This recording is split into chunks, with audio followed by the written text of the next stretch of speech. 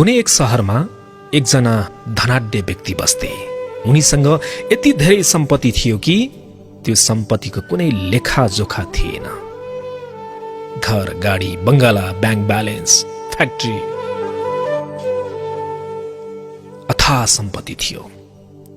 अझ भनौं उनको 7 पुस्ताले खर्च गरे पनि नसकिने दौलत उनीसँग थियो।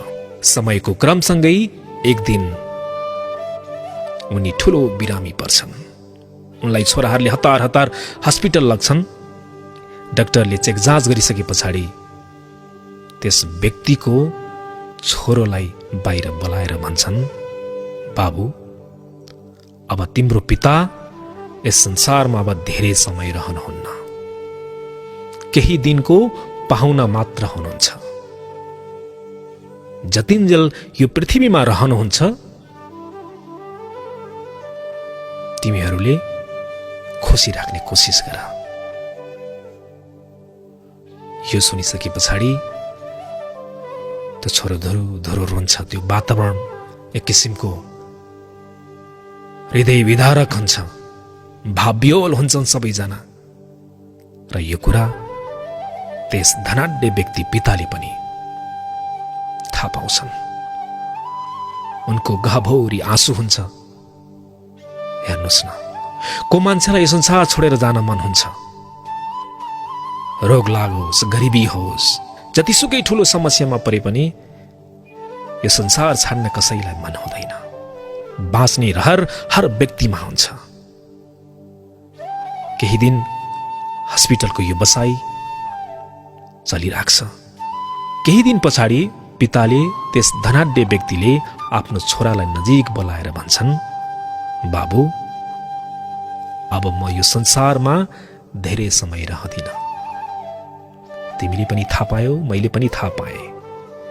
छोरा, म भित्र कयौं सपनाहरू थिए, कयौं रहरहरू थिए।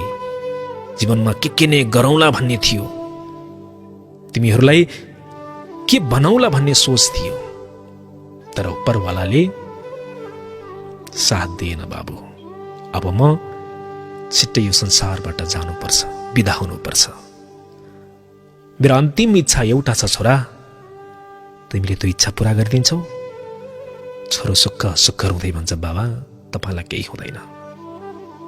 यसो नभन्नुहोस् न। पिताले फेरि भन्छन्, हैन छोरा, भावीले जे लेखिदिएको छ जीवनमा त्यही भोग्नुपर्छ। तिमी रोएर म रोएर अब केही हुनेवाला छैन। जति पल म तिमीहरूसँग रहन्छु बस हाँसी खुसी रहन चाहन्छु छोरा। मेरो एउटा अन्तिम इच्छा छ, त्यो पूरा गरिदिन्छौ? छोरोले रुँदै भन्छ, कि हो बाबा, भन्नुहोस् न।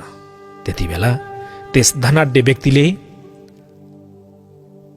एक जोर च्यातिएको मजा आफ्नो छोरोलाई दिँदै भन्छ, मेरो छोरा, मेरो इच्छा यो छ कि जब म यो संसारबाट बिदा हुन्छु, मरेर जान्छु,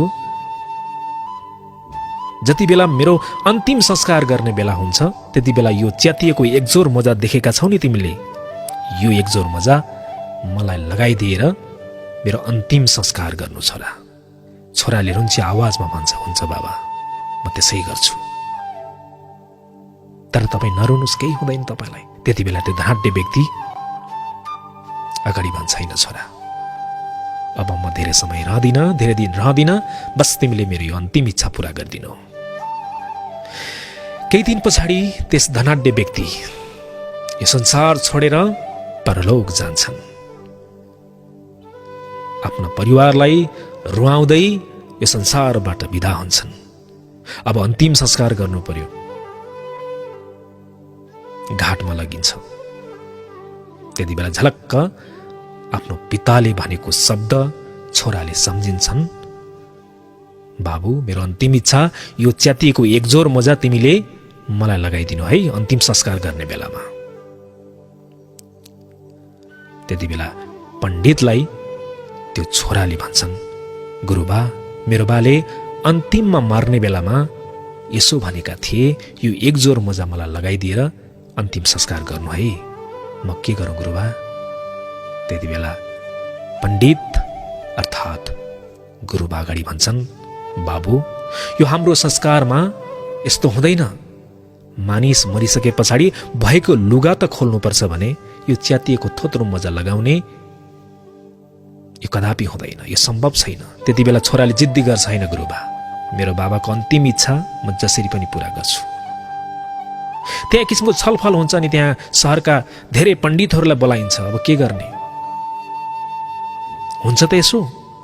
सबै पण्डितको एउटै आवाज आउँछ, यो हाम्रो धर्म विरुद्ध हुन्छ, हुँदैन, यो कदापि हुँदैन, यो संस्कार विरुद्ध हुन्छ। छोरो धुरु हुन्छ।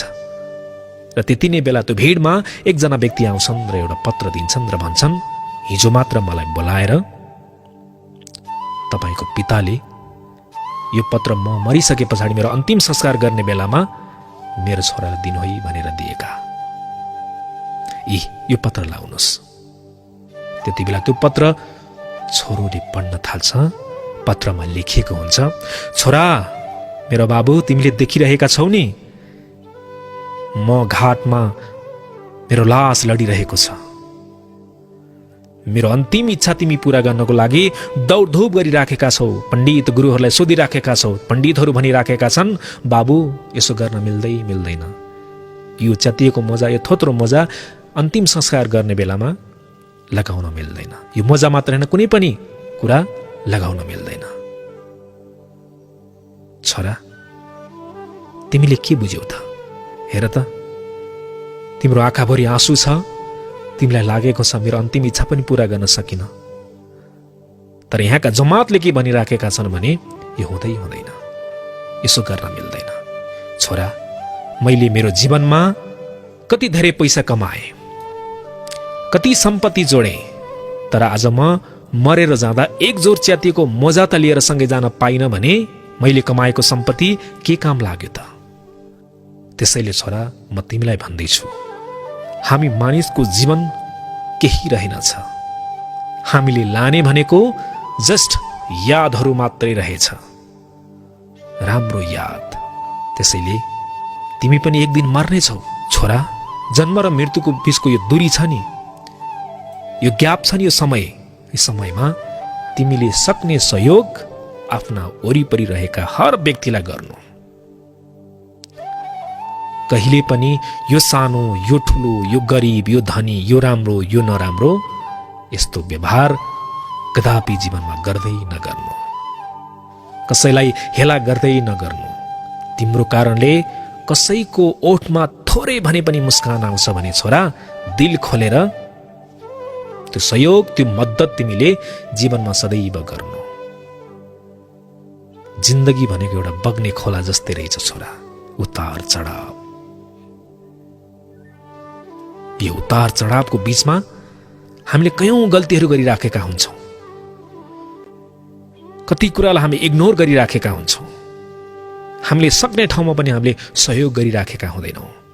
मेरो जीवनकालमा पनि कति ठाउँमा मैले गर्नुपर्ने काम थियो, त्यो मैले अधुरै छोडेँ। कयौं व्यक्तिको चित्त पनि दुखाए होला, कयौंलाई रुवाए पनि होला, आफ्ना फाइदाका लागि कतिलाई पछारे पनि होला। तर आखिर यो खेलमा मैले के जिते त छोरा? उही तिम्रो बाबु। यही लेखिएको थियो पत्रमा। साँच्चै यो कथा सानो छ, तर यसले बुझाउन खोजेको कुरा गम्भीर छ। जिन्दगीमा कामै नगर्ने, लोभै नगर्ने, मोहनै नगर्ने, माया नै नगर्ने भन्ने होइन, तर हर चीजको एउटा लिमिटेसन हुन्छ। त्यसमा अडिएर आफूले सक्ने सहयोग, आफूले गर्नुपर्ने कर्तव्यबाट हामी कहिले पनि विमुख हुनु हुँदैन। नेपालीमा एउटा भनाइ छ नि, नाङ्गै आउने हो र नाङ्गै जाने हो। यो बीचमा हामी जति दुःख गर्छौं, जति कमाउँछौं, मर्ने बेलामा हेर्नुहोस् त, तपाईको हातमा रहेको एउटा औँठी पनि यो सुनको किन फाल्नु? यही भन्छन् दुनिया। त्यसैले जीवनमा असल कर्म गर्नुहोस्, सबैलाई खुसी बनाउनुहोस्। तपाईको कारणले कोही मुस्कुराउँछ भने आहा, यही हो लाइफ। अरूको सुखभित्र पनि खुसी खोज्नुपर्छ, अरूको मुस्कान भित्र पनि शान्ति खोज्नुपर्छ हामीले। आजलाई यति भने।